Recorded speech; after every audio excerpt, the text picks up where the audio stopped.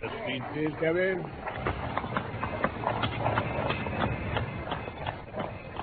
From London, we present The Retired Colourman, a play for radio based on the short story by Sir Arthur Conan Doyle. The Retired Colourman. It was late one summer afternoon. I returned from my club to 221B Baker Street to find Sherlock Holmes' gaunt figure stretched in his deep chair. I recognized his melancholy and philosophic mood. His alert, practical nature was subject to such reactions. Well, my dear Watson, did you see him? Who? Oh, the old fellow who's just gone out? Precisely. Oh, I met him at the door. What did you think of him? Well, pathetic, futile, broken creature. Exactly, Watson. Pathetic and futile. Poor chap. But is not all life pathetic and futile? Isn't his story a microcosm of the whole? We reach, we grasp, and what is left in our hands at the end? A shadow, or worse than the shadow, misery. Oh, come, Holmes. Is he one of your clients? Well, I suppose I may call him so. Well, who is he anyway? Mr. Josiah Amberley. He says he was junior partner of Brickfall and Amberley, manufacturers of artists' materials. You'll see their names upon paint boxes.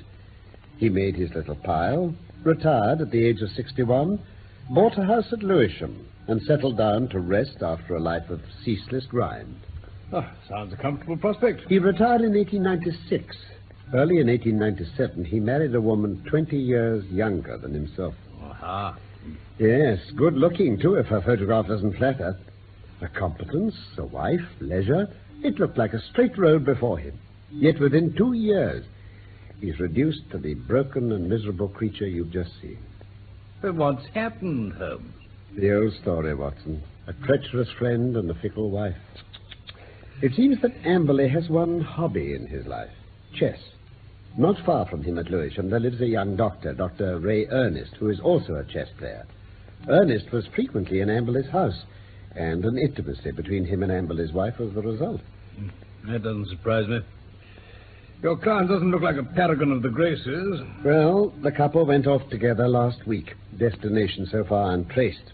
What's more, the woman carried off the old man's deed box by way of personal luggage. It had a good part of his life savings in it. Well, that's bad. So, Watson, can we find the lady?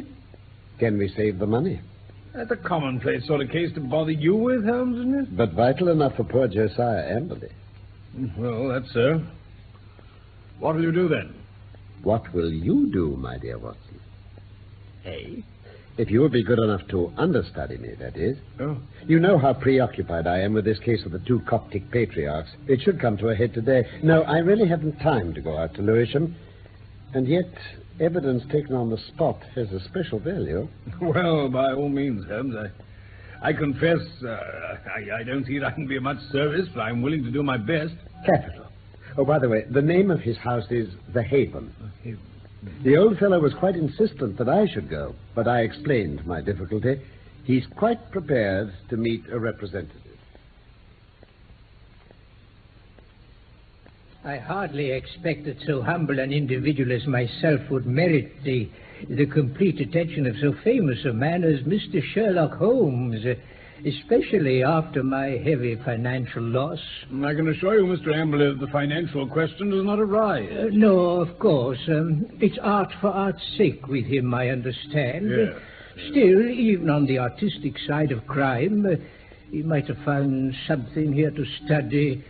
And human nature, Dr. Watson. Ah, the black ingratitude of it all. Mr. Amberley, Tell me, when did I ever refuse one of her requests? Was ever a woman so pampered? Mr. Amberley. And that young man, he might have been my own son, had the run of my house, and see how they've treated me. Mr. Amberley, Oh, sir. it's a dreadful world. Dreadful, dreadful. Did you say something? I was merely going to point out that if you continue to wave your paintbrush about like that, it wouldn't be long before you did your clothing a mischief. But I'm afraid the damage is done. Oh, dear me. You see how this business has distracted me. I'm in the middle of painting this hall. You seem surprised, Doctor. One must do something to ease an aching heart. I'd started painting the house only the day before they disappeared. I thought I might as well carry on. Yes, very sensible indeed, Mr. Amberley. But pray, step into my sanctum away from this paint smell. Thank you. Yeah. That's better. Yes.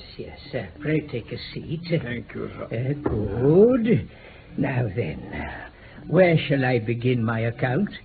With my retirement and marriage, perhaps? Oh, not necessary at all. Mr. Holmes merely requested certain details. For example, the events of the actual evening of your wife's disappearance. Oh, how shall I ever forget them? To think that I'd prepared a special treat for the shameless creature. Treat? The Haymarket Theatre, the 2 upper circle seats. A gay evening, I thought. Perhaps a little supper somewhere. But no, she complained of a headache and refused to go. See here, I have it here. Her theatre ticket, unused.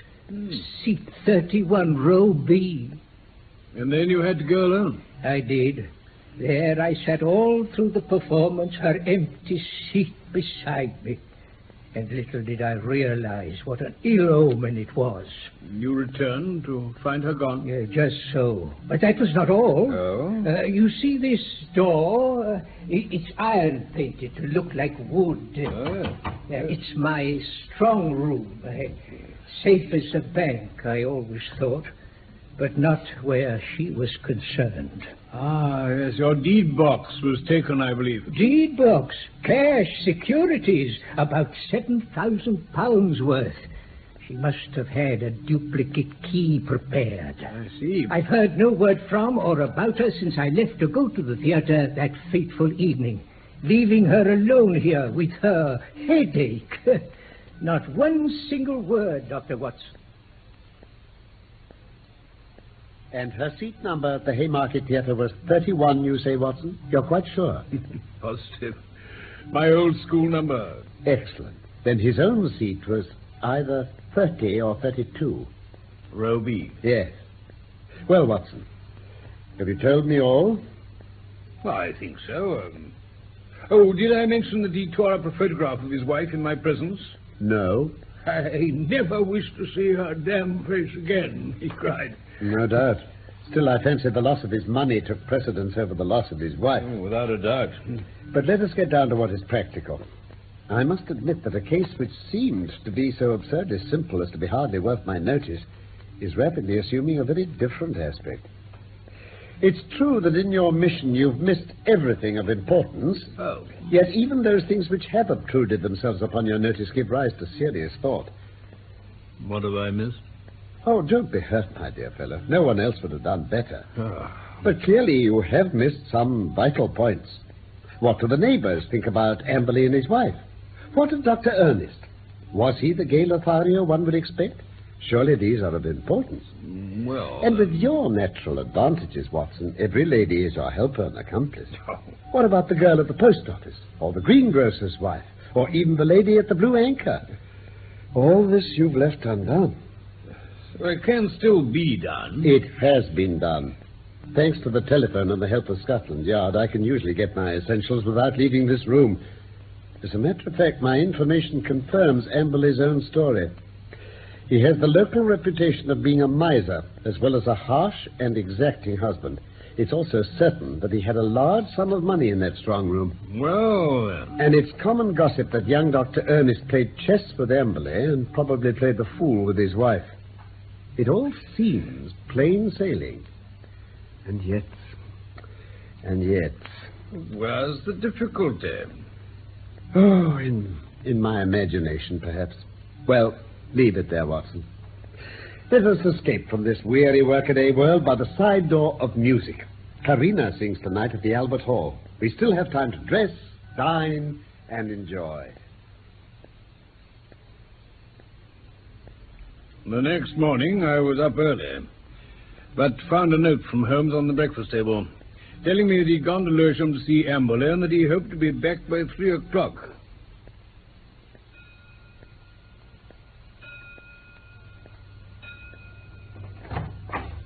Ah, Holmes, there you are. Punctual to the minute. Well, what news? Has Amberley been here yet? Amberley? No. I'm expecting him. Oh, come in. Yes, Mrs. Hudson? There's a Mr. Amberley to see you, sir. Ah, show him in, Mrs. Hudson. Very good, sir. In here, if you please, sir.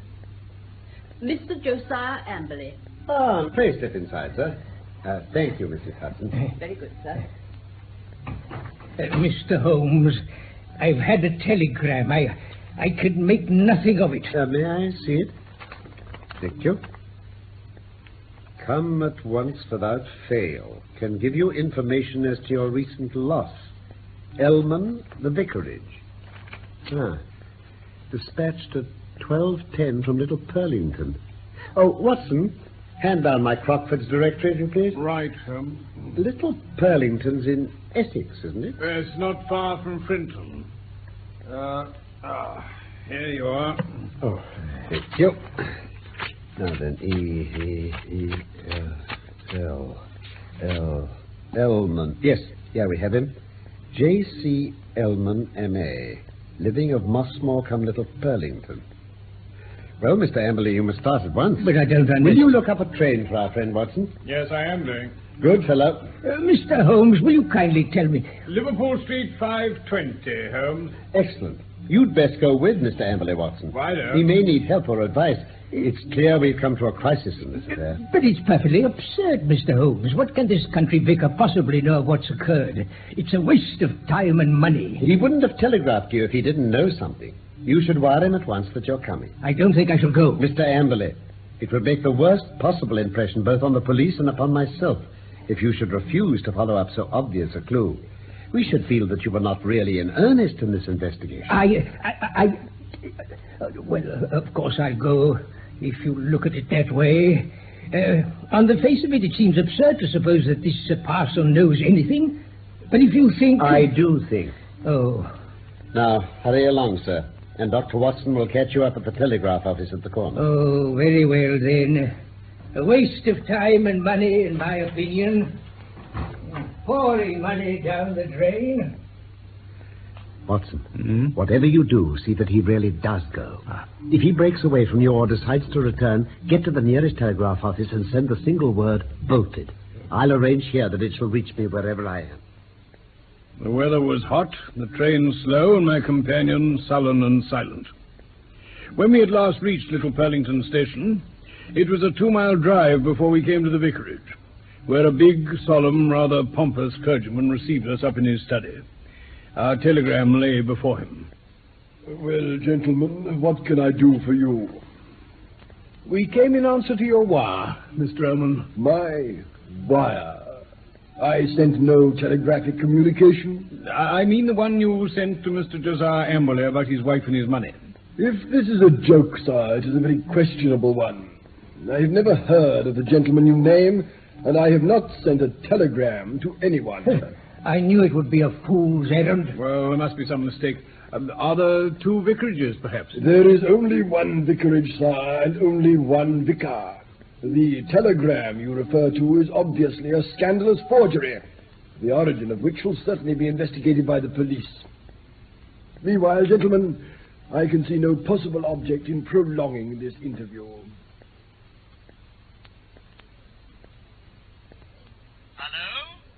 Hello? Oh, Holmes, is that you, Holmes? Yes, Watson. Ah. How are things proceeding? Well, they aren't, Holmes. The vicar never sent any such wire. He was very annoyed. Holmes, are you there? Most singular. Most remarkable. What? I very much fear, my dear Watson, that there is no return train tonight. What? I have unwittingly condemned you to the horrors of a country inn. Oh, dear. Oh, however, there's always nature, Watson. What? Nature and Josiah Amberley. Oh. You can be in close commune with both. Thank you very much, Holmes. Don't mention it, my dear fellow. Good night. Good night. Well, what did he say? He said it was a most remarkable business. Remarkable? I should prefer the word expensive. Our railway fare. Third class. Why pay more?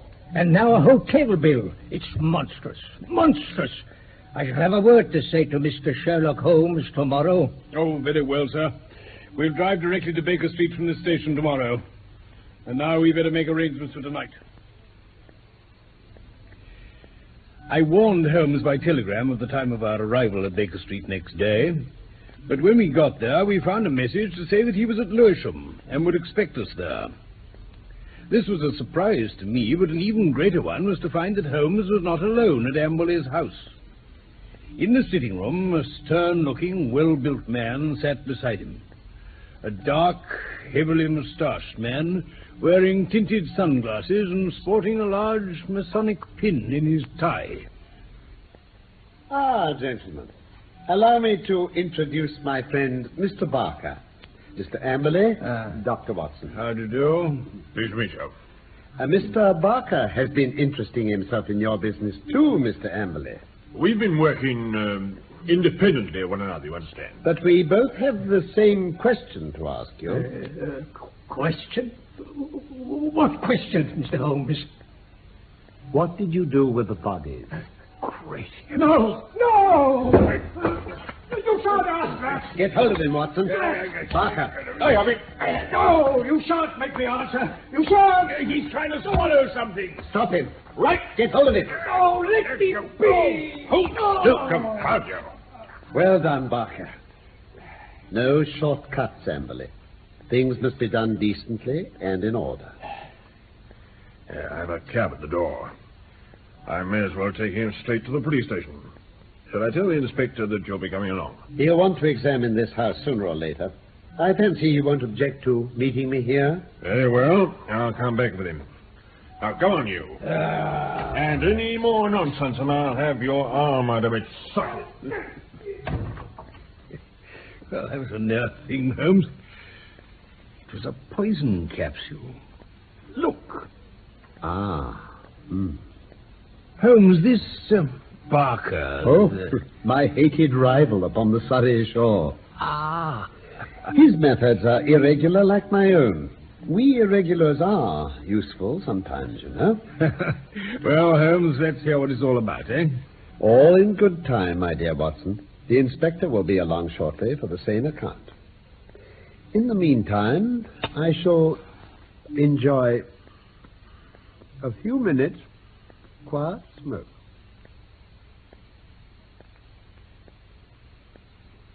I just want to make this clear before you begin, Mr. Holmes. Don't imagine that we hadn't formed our own views of this case, and that we wouldn't have laid our hands on the man. So you'll excuse us for feeling sore when you jump in with methods which we can't use, and so rob us of the credit. There shall be no such robbery, Inspector McKinnon. Oh. I assure you that I efface myself from now on. Oh.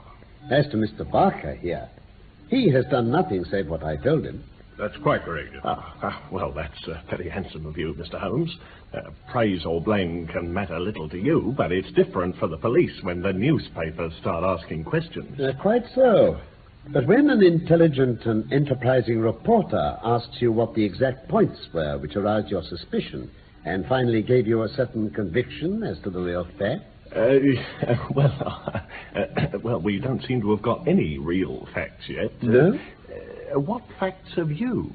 Have you arranged for a search? There are 2 constables on their way. Then you'll soon get the clearest fact of all. Huh? The bodies cannot be far away. Try the cellars and the gardens. Cellars? It shouldn't take long to dig up the likely places. This house is older than its water pipes, so there must be a disused well somewhere. Here, try your luck there. But how did you know there'd been murder? Yes, Holmes, how was it done? Well, I'll show you first how it was done, Inspector. And then I'll give the explanation which is due to you, and even more to my long-suffering friend, Dr. Watson, who has been invaluable throughout. Oh, I say, Holmes. But first, I'd like you to consider this man Amberley's mentality. It's a very unusual one. So much so that I think his destination is more likely to be Broadmoor than the scaffold. Is that so? Go on, then. He has to a high degree the sort of mind one associates with the medieval Italian nature, rather than with the modern Briton. He was a miserable miser who made his wife so wretched by his niggardly ways that she was a ready prey for any adventurer. Such a one came upon the scene in the person of this chess-playing doctor. Amberley excelled at chess. One indication, Watson, of a scheming mind. Like all misers, he was a jealous man, and his jealousy became a frantic mania. Rightly or wrongly, he suspected an intrigue. He determined to have his revenge, and he planned it with diabolical cleverness. Have a look here. This is his so-called strong room. Oh, what an awful smell of paint. That was our first clue. You can thank Dr. Watson's observation for that, though he failed to draw the inference. It set my foot on the trail. I still don't understand, Holmes. Well, ask yourself, Watson, why should this man at such a time be filling his house with strong odors? Obviously to cover some other smell which he wished to conceal.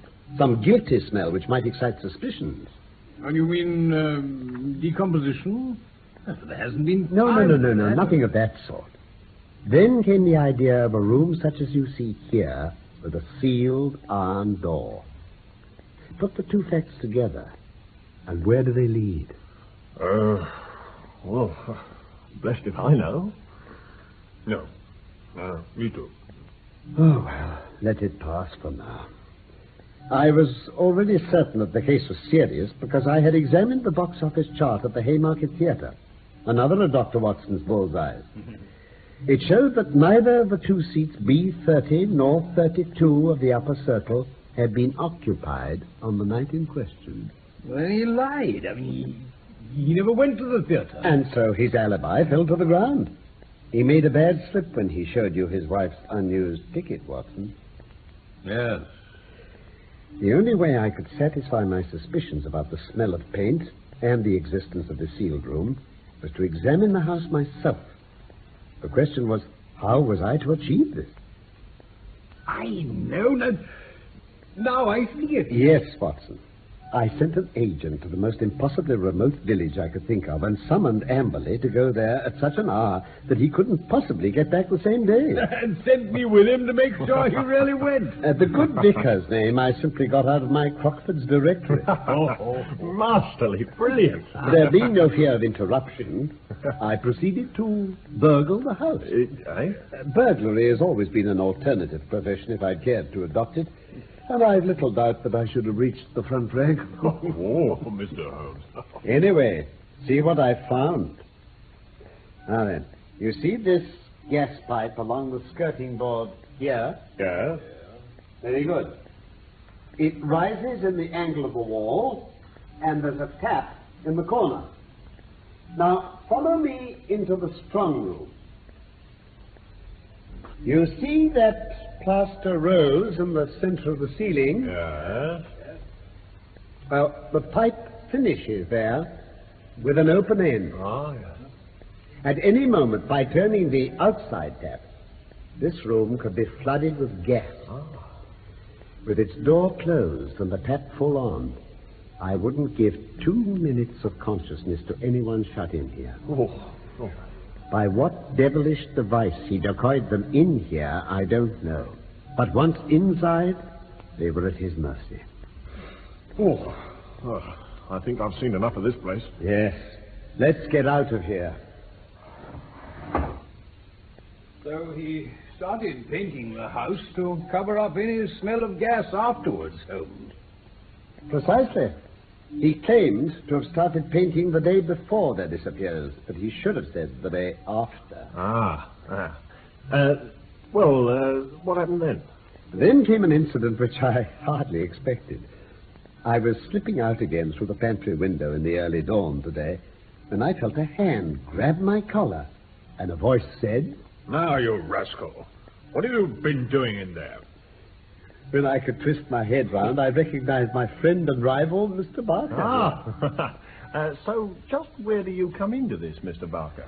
Well, I see, I've been engaged by the family of Dr. Ray Ernest to make some investigation. I'd come to the conclusion there'd been foul play, like Mr. Holmes. I've been watching this house for several days. I'd marked you down, Dr. Watson, as one of the most suspicious characters to visit the place. Thank you very much, sir. Still, I could hardly detain you. But when I saw a man actually climbing out of the pantry window this morning, I couldn't restrain myself. And there you are, Inspector. You have all the particulars. I hand them over to you and step right out of the case. In the name of the force, I thank you, Mr. Holmes. It seems a clear case, the way you put it.